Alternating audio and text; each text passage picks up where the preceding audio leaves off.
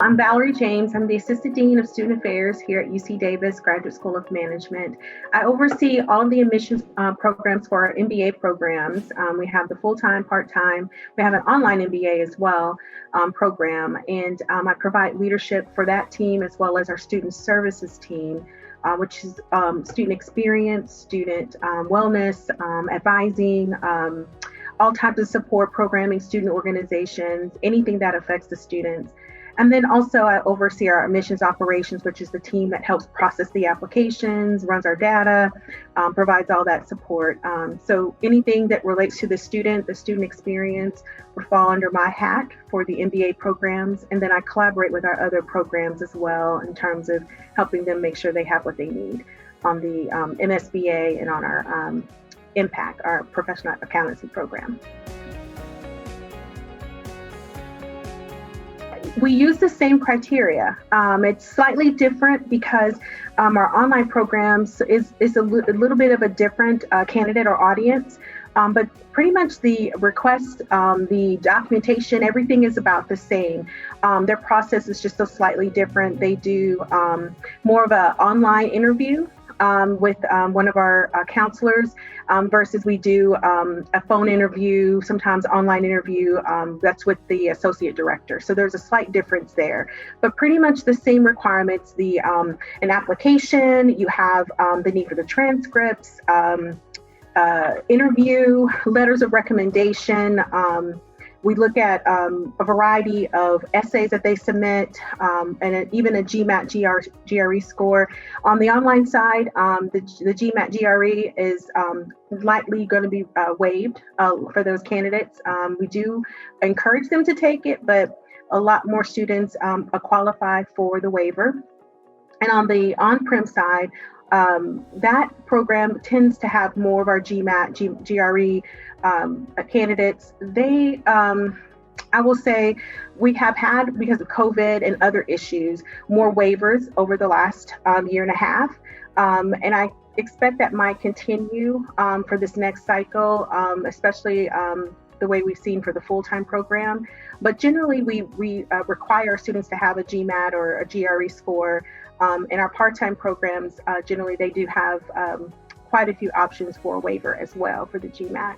So considering all that's included, it's about the same processes, the same requirements, slight differences, but the candidates can be a little different. Our online candidates tend to not have as many years experience as our on-premise full-time, part-time programs.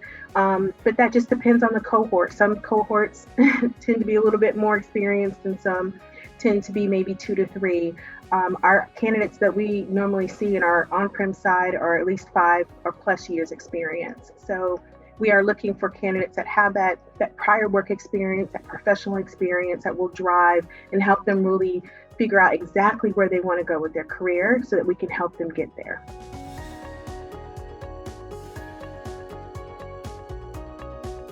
They're similar, very similar. The full-time and part-time MBA program, they have similar structure. They're on campus. Because of COVID, of course, everything was put online, but they have similar content requirements, whereas the online slightly different in the sequencing of the classes. But also, I think the online program, they don't have that on-campus component. They have what we call residentials, that they have a few times a year. So they're primarily education. The modality of their program is all online, whereas the full-time, part-time, they have some autonomy, but mostly in person. We have quite a few options with our collaborative leadership program that's accessible for our on-prem, full-time, part-time programs, as well as our industry immersions, which are really our specialties. It's what really makes UC Davis unique. So we have quite a few of those offerings. Students that are interested can go into the food and ag immersion, or our biotech, our sustainable energy, or even our CFO for technology finance. So those are some options that makes it really different, and those are more attuned for our full-time, part-time students. And we have similar experiences and offerings, but the residentials is how those students would get access to the immersions. The process that we have, and for every top school, it's really a holistic process. You can't just base it just based on the statistical profile of a candidate. You really have to look at the whole candidate, and that includes the domestic and the international candidate. We're looking for students that have that 5+ years experience. We're looking for students that have that professional leadership, collaborative experience.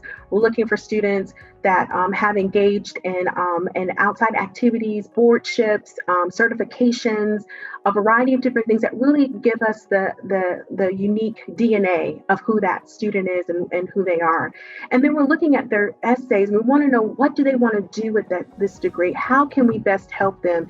Are they interested in our immersion areas where we have extensive programming, content, faculty, alumni, corporate sponsors, and partners that really help us to provide that real experience of what they need in order to really become a leader in the future in that area. So we're really looking to see what is it that makes this candidate unique, and how we can help them with the resources we have to really make sure they're successful in their journey. We have students that are not in our immersion areas, but we really are focused on making sure that we're bringing those candidates who we feel will thrive and have the best experience, the best student experience here at UC Davis.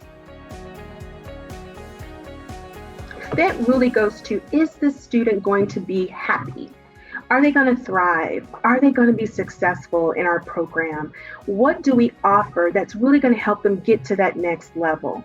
And it's more than just taking in a lot of students and bringing them here. If we don't manage and address and provide them access to what they're looking for, then are they really a fit for our program? Are we doing them the best service? And that's why we're a very small school. We bring in about 50 full-time students a year. We bring in, and we bring them in every fall. Part-time, each program, we have one in the Bay Area, one in Sacramento. They're about 50 students tops. And then we have our online program, which is different.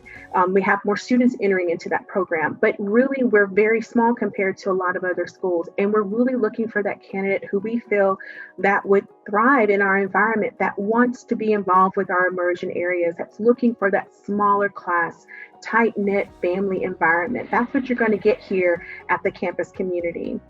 Also, we're looking at, are their interests aligned with who we are, what we offer, the things that we're able to provide resources to in our industry immersions. We have coordinators, we have corporate sponsors, we have a variety of different individuals who are helping us to really make that program give it the meat and potatoes and the things that students really need so they become the next leaders in those particular industries. And then lastly, are they going to become part of our community? Can they invest? Can they be a part of our alumni network? Are they going to be able to give back and be a Aggie across the globe? Because we have students all over the globe that are now graduates of our program. So we really are looking intuitively at the applications to see, are they really someone that we really can help provide them what they need, but also will they be able to give back as well and be a part of this community? So for us, it's a balancing act. It's tough when you only have so many seats, but it's also important for us, and we have a duty to make sure that if we bring you here, that we're going to bring you here and provide you with everything that you need to be successful.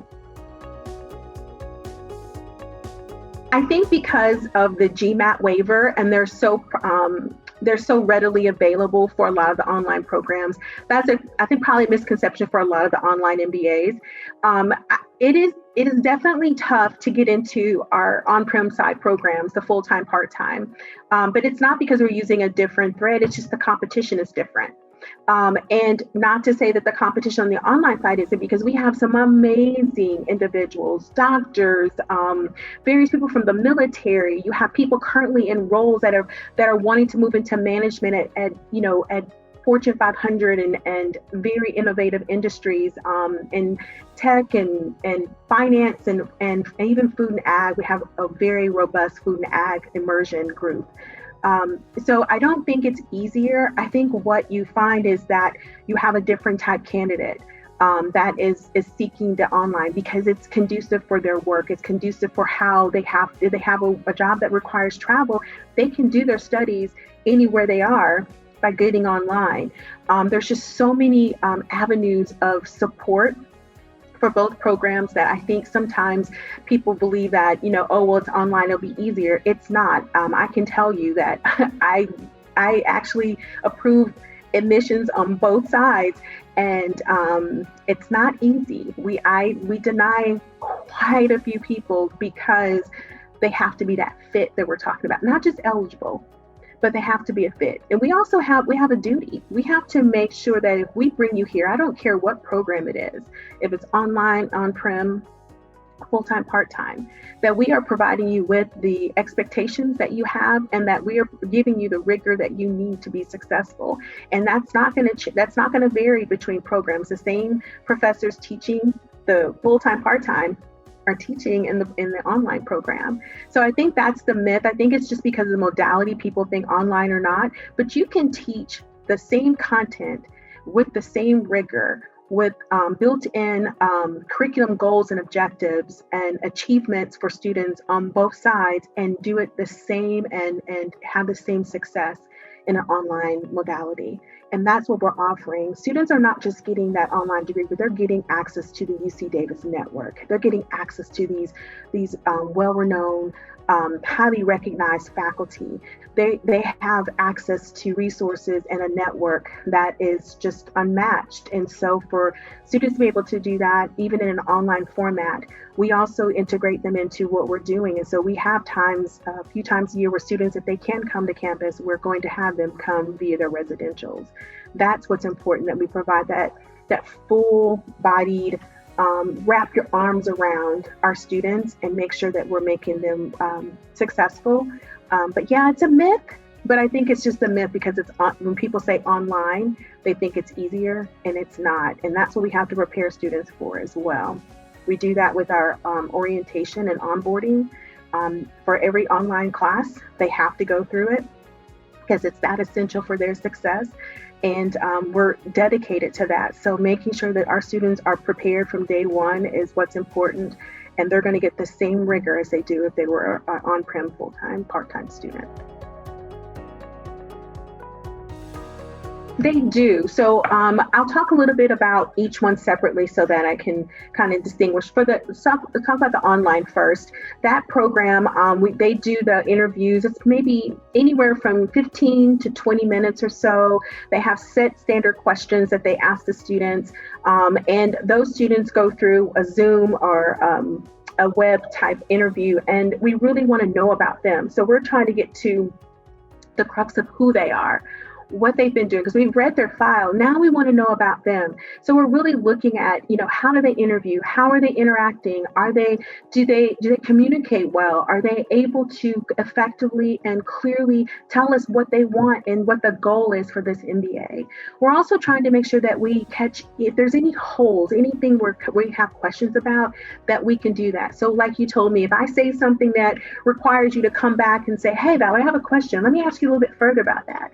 You may get that because we want to know exactly who you are and why this degree is important to you. And it's also a weeding out. We're trying to make sure that this person really wants to come to UC Davis for the right reasons, and that we are able to help those students with their career goals. If someone is saying they want to come to UC Davis and they want to do, say, venture capital, and they have no background in venture capital or finance, but this is what they want to do. Well, we have to be careful if we admit that person, because are we going to be able to prepare that person? Are they going to need, should they have other experiences before they come, or the things that they need to do? We need to know exactly where they are in their process and make sure we can help and manage their expectations and drive them in a way that they may eventually get there, but getting there right after the MBA without that that particular experience may be difficult.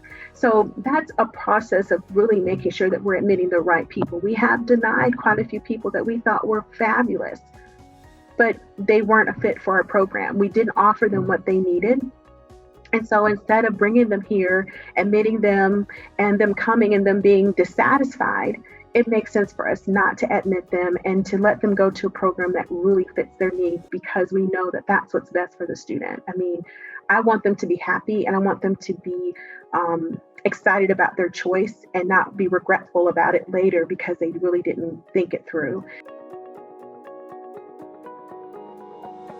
So the interview is one of those tools that we use to really see, are we admitting the right person? So when I'm talking to students about that interview, I'm telling them to be themselves, to show the passion that they have for the degree, really tell me how their present career trajectory is leading them to this path, and why the MBA is a good fit, why UC Davis is a good fit. Because if you can tell me that, that means that you've done your research. That means that you've looked at us and you know exactly what we're offering. We also want them to be genuine, and I want them to be thoughtful about their responses. Not everybody communicates clearly, but some people have issues with anxiety or, stressful when they're doing the interview, and that's understandable. So a little bit of being nervous is not a problem. But if you are not thoughtful and you haven't really, given it great thought about what you want or what you want to do, that tells us maybe you're not ready for this next step. And it might be that we may say no to you now, but we might say no, we may say yes to you in the future if you, during this time period, have a clear plan, know what you want to do, and you really establish what you're interested in the future. That interview can really help us really determine if you're ready for the next step. And the same thing is true on the on-prem side. Our associate directors primarily do the interviews. They don't do them via online format. They actually talk to them. They spend sometimes 30 minutes or more just really talking to them, going through their application, asking them questions where we feel there's a hole. They're going to ask them questions, exactly, what's going on with this, what you have this, break in your work history. Tell me a little bit more about that, because you don't want to just assume something about someone. Sometimes there's things in the application that you just can't see. So our ADs take a lot of time. They really pour through it, and they really talk to the student, and they really try to develop a good sense of who they are, what they want. And if they need to advocate, they will, because we use an admissions committee for those files. And so they will advocate for their applicants if they're able to really pull out of them the things that they need to in order to demonstrate that they're ready for the rigor. So I can't speak too much about how important that interview is. It really is the one thing that can really set a file apart when everything is equal and we're trying to decide between this person and another person. That interview is that crucial. And so I tell people, don't take it lightly. Prepare, be thoughtful, be yourself, but also make sure that you're drawing connections for us so that we can then say, okay, this person is ready. Just hold on, because sometimes we have so many applications coming in and we're trying to go through them as quickly as possible. And it's better to get a slow no than a quick no. So I tell students that don't take that as that you're not wanted. It's just a lot of it is, okay, give us some time. We're looking at it. We love your profile. If we have a seat, we're going to try to admit you, and just hold tight. I would say if you're on the wait list, stay in touch with your associate director, contact them, let them know you're interested. Tell them what you want to do, attend events. If there's a lag in between you being waitlisted and there's a month or so before if there's activities going on campus, get involved. Let us know your interest, because sometimes we're also trying to gauge the interest of the applicant and the candidate. So tell them, don't give up, don't become, don't have despair, because sometimes things will come if you just be a little patient. But also use that time wisely to really connect and make sure that if there's a school, my school or another school that you're interested in, you make sure they know that. Send them follow-up emails, check in, attend events. Those are the ways that you really can actually advance your application when a seat opens up, because I guarantee you we're looking at those people who we know if given an opportunity, they will come. Those are the people that will get off the wait list. Students, when thinking about going to grad programs, need to consider what can they afford, in terms of where they want to go. And just know that if you're looking to get fully scholarshiped, you have to have the profile that's going to help you get fully scholarshiped. And there is a lot of, back and forth in negotiations. If the school is willing to negotiate with you, do that. But make sure that you're offering them the profiles that they need so that they can justify it and that they can actually, if they can, increase you to do that. Also think about, where you're applying and making sure that that's within the budget that you want, because most schools, they can't scholarship every candidate. So it becomes even more harder in terms of giving people the best offer and then having to renegotiate, if you can, a little bit to try and help that student, because that's what we want to do. We want to help that student get here and have access to the education that they want. So for me, it's just a matter of really working with the student, encouraging them to apply early, because once you do that, and if you get a decision, there's more money available at the beginning of a cycle than it is towards the end. And that's going to be even more difficult if you're applying late in the cycle and then needing support. So your good strategy is to apply early so that if you're eligible for a merit-based scholarship, that you have access to top dollars at the beginning, because that's when everybody has the most money. I think the one thing I wanted to make sure I reiterate is the goal of UC Davis, which is to help the student become the best leader they can. We are looking for a diverse group of candidates every year. Diversity is increasingly important to all of us in education, but in business, we want to have that. We want to have that synergy in the classroom. So we're looking for the most unique and accomplished, diverse candidates as possible. We want those that can bring that into the classroom and really help their classmates become the best seasoned professionals they can be in the 2 to 3 years that they're there with us. So being a person that is amenable and wants to be educated in that diverse environment, you are a unique candidate for UC Davis. We want to talk to you.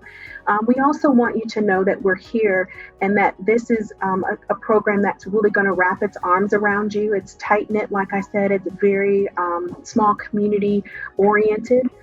Your professors are going to know you, you're going to know your classmates, and it's going to feel like a family when you graduate and then for years to come, because our students stay connected. So if that's what you're looking for, you need that type of experience to really help you grow and become the leader that you want to, then UC Davis is the school for you.